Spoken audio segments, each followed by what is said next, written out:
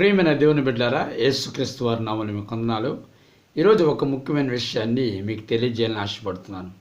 అదేమిటంటే, డాక్టర్ దగ్గరికి వెళ్ళొద్దు, మందులు వాడవద్దని బైబిల్ చెప్తుందా అనే ఒక విషయాన్ని మనము ఈరోజు తెలుసుకుందాం. డాక్టర్ దగ్గరికి వెళ్ళవద్దని, మందులు వాడవద్దని బైబిల్ చెప్తుందా? ఆ విషయాన్ని మనము ఈరోజు తెలుసుకుందాం. ఓకేనా? తెలుసుకునే ముందు యేసుక్రీస్తు వారి నామములో మీకు వందనాలు. యేసు పలుకుతున్న మినిస్ట్రీ తరపున మీకు శుభం కలుగును గాక. ఒక వచనాన్ని బైబిల్లోంచి మనం చదువుకుందాం. మత్తయి సువార్త 9వ అధ్యాయము 12వ వచనము మనం చదువుకుందాం. నేను చదువుతాను. ఆయన ఆ మాట విని, రోగులకే కానీ ఆరోగ్యం గల వారికి వైద్యుడక్కర్లేదు కదా. చిన్న ప్రార్థన. ప్రభువా, ఈ వాక్యాన్ని దీవించి ఆశ్రయించి నీ బిడ్డలతో మాట్లాడమని, అర్థం చేసిన జ్ఞానం దయచేయమని యేసు నామములో అడుగుతున్నారు తండ్రి. ఆమేన్.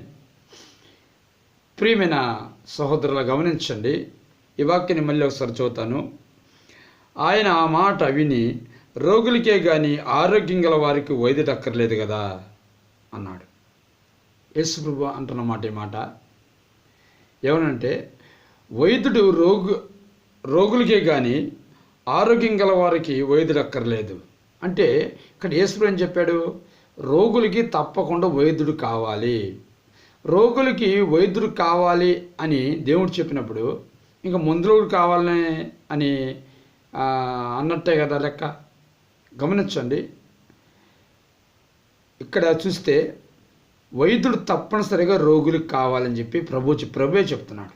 అంటే వైద్యుడు కావాలని అంటే వైద్యుడి దగ్గరికి వెళ్ళమని. వైద్యుడి దగ్గరికి వెళ్తే ఏం చేస్తాడు? మందులు తప్పకుండా రాస్తాడు, మందులు తప్పకుండా వాడాల. గమనించండి, కనుక వైద్యుడి దగ్గరికి వెళ్ళవద్దని, మందులు వాడవద్దని బైబిల్ చెప్పలేదు. యేసు ప్రభువే చెప్తున్నాడు. ఏమని? వైద్యుడికి తప్పకుండా అనారోగ్యం గల వారికి వైద్యుడు కావాలి, ఆరోగ్యం గల వారికి వైద్యుడు అవసరం లేదు. కనుక గమనించండి ప్రియమైన దేవుని బిడ్డరా, అనారోగ్యంగా ఉన్నవారికి తప్పకుండా వైద్యుడి దగ్గరికి వెళ్ళాలి, తప్పకుండా వైద్యుడి దగ్గరికి వెళ్ళాలి అని యేసు ప్రభువే చెప్తున్నారు. మనకు బాగలేకుండా వచ్చినప్పుడు తప్పకుండా వైద్యుడి దగ్గరికి వెళ్ళాలి, మనం ప్రార్థన చేసుకోవాలి, వైద్యుడి దగ్గరికి వెళ్ళాలి. అయితే యేసు ప్రభు దగ్గరికి వచ్చినప్పుడు ఆయన తప్పకుండా బాగు చేస్తాడు. ఆయన దగ్గరికి వెళ్తే తప్పకుండా నాకు దేవుడు బాగు చేస్తాడు, చిన్న రోగమైన పెద్ద రోగం బాగు చేస్తాడు నమ్మితే తప్పకుండా బాగు చేస్తాడు. మరియు మందులు పడితే కూడా బాగవుతాం, వైద్యుడి దగ్గరికి తర్వాత కూడా బాగవుతాం. అయితే వైద్యుడు బాగు చేయని రోగాలు కొన్ని ఉన్నాయి. అంటే డాక్టర్లు చేతులు ఎత్తేసిన రోగాలు బాగు చేయలేకుండా చేతులు ఎత్తేసిన రోగాలు చాలా ఉన్నాయి. వాటిని తప్పకుండా యేసుప్రభు వారు నువ్వు విశ్వాసిస్తే తప్పకుండా యేసుప్రభు వారు బాగు చేస్తారు, విశ్వాసంతో వచ్చినప్పుడు. ఇప్పుడు ఒక చిన్న ఉదాహరణ చెప్తాను బైబిల్లోంచి. ఇక్కడ ఒక కోనేరు ఉంది. ఆ కోనేరులో ఒక దేవదూత, పరలోకం నుంచి ఒక దేవదూత వచ్చి ఆ నీళ్లు కదిలించినప్పుడు ఆ సరస్సు దగ్గర ఎవరైతే బాగలేకుండా వాడు ఎవడైతే ముందుగా ఆ దూత వచ్చి కదిలించినప్పుడు ఆ నీళ్ళలో దిగుతాడో వాడు బాగైపోతున్నాడు. చూశారండి? అయితే అక్కడ 38 సంవత్సరాల నుంచి ఒక వ్యక్తి పశువతరంతో బాధపడే వ్యక్తి ఏం చేశాడంటే కదలలేకుండా ఉన్నాడు. అనేకులు వచ్చి బాగుపడుతున్నారు కానీ ఆ నీళ్ళలో దిగేసి, అనేక రోగాలతో ఉన్నవాళ్ళు, కానీ ఇతను కదలలేకపోతున్నాడు. అంటే ఇప్పుడు మనం ఆలోచించాల్సింది ఏంది? ఈ యొక్క సరస్సు, ఈ కోనేరు ఒక వైద్యుడు లాంటిది. అర్థమవుతుందండి? దేవదత్త వస్తుంది. ఆ దేవదత్త అనేది మందు లాంటిది అన్నమాట. దేవదత్త ముందిస్తుంది. అర్థమవుతుందండి? ఆ కోనేరు కదిలించినప్పుడు నీళ్ళు కదిలించినప్పుడు ఎవరైతే ముందుగుతున్నారో వాళ్ళు బాగైపోతున్నారు. అయితే ఆ కోనేరు దగ్గరికి వెళ్ళి బాగు చేయించుకునే స్తోమత లేదు, అంతా స్తోమత లేదనమాట తనకి, అటువంటి పరిస్థితి లేదు అతనికి, అందుకు కదలలేకపోతున్నాడు. కనుకనే యేసుక్రీస్తు వారు వచ్చి ఆయన బాగు చేశాడు. చూడండి, అక్కడ మనం చూసినట్లయితే ఆ కోనేడు దగ్గర అతను ఒక్కడనే బాగు చేశాడు. అక్కడ చాలామంది రోగస్తులు ఉన్నారు, కుంటి వాళ్ళు, గుడ్డి వాళ్ళు, మగవాళ్ళు, చెమట అందరూ ఉన్నారు. కానీ వాళ్ళందరూ ఉన్నారు అక్కడ, మరి వాళ్ళందరి దగ్గరికి వెళ్ళి బాగు చేయలేదు. కానీ అతను ఒక్కడే ఎందుకు బాగు చేశాడు? అతడు వైద్యుడి దగ్గరికి వెళ్ళి, మందుల దగ్గరికి వెళ్ళి బాగు చేసుకునే పరిస్థితులు లేడు. ఒకవేళ వైద్యుడి దగ్గరికి వెళ్ళినా మందులు వాడిన అతను బాగు కాడు. మరి ఆ మందులు, ఆ వైద్యుడు ఎవరంటే ఆ దేవత ఆ కోనేరే. అర్థమవుతుందా? గమనించండి. దీన్ని బట్టి మనకేమర్థమవుతుందంటే, దేవుడు వైద్యుడికి మించిన రోగాలను, వైద్యుడు బాగు చేయలేని రోగాలను యేసు ప్రభువు వారు తప్పకుండా బాగు చేస్తాడు. అది విశ్వాసం ఉంచితే. విశ్వాసం లేకపోతే మనం ఏం చేయలేడు యేసు ప్రభువు వారు. నువ్వు విశ్వసిస్తే తప్పకుండా బాగు చేస్తాడు. గమనిస్తున్నారండి? కనుక వైద్యుడి అవసరం. వైద్యుడి దగ్గరికి వెళ్ళి మీరు చూపించుకోండి, మందులు వాడండి.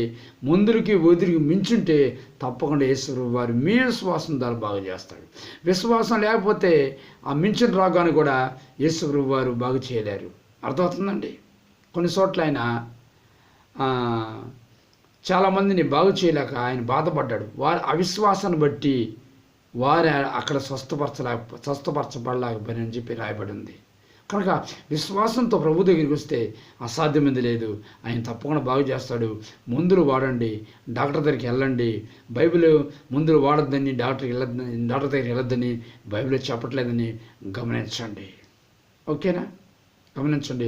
చాలామంది మతోన్మాదులు, దేవునికి వ్యతిరేకంగా మాట్లాడేవాళ్ళు, యేసు ప్రభు ముందు బురద జల్లేవాళ్ళు ఏం చేస్తున్నారంటే డాక్టర్ దగ్గర, ఇంకా డాక్టర్ ఎందుకు, యేసు దగ్గరికి వెళ్తే బాగా అయిపోతారు కదా, హాస్పిటల్కి వెళ్ళి పాస్టర్ అందరూ ప్రార్థన చేయండి, ఇంకా డాక్టర్లే ఉండరు, మందులే ఉండదు, మీరు బాగా చేసి సరిపోతుంది అన్నట్టు వ్యంగ్యంగా, ఎగతాళిగా ఆ వాక్యాన్ని అర్థం చేసుకోలేకుండా వీళ్ళు యేసు ప్రభువుకి వ్యతిరేకంగా బురద జల్లే వాళ్ళు ఏం చేస్తున్నారు, మాట్లాడుతూ ఉన్నారు.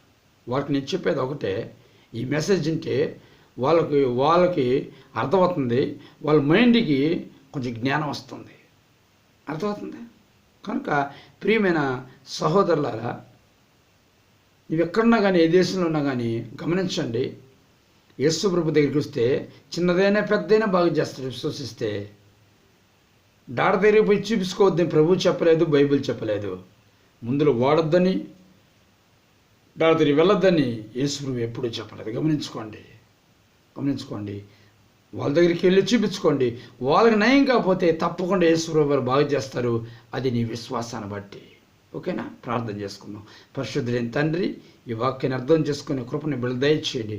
దయచేసి వందనాలు చెల్లిస్తూ యేసు నామములో అడుగుతున్నాను తండ్రి. ఆమేన్.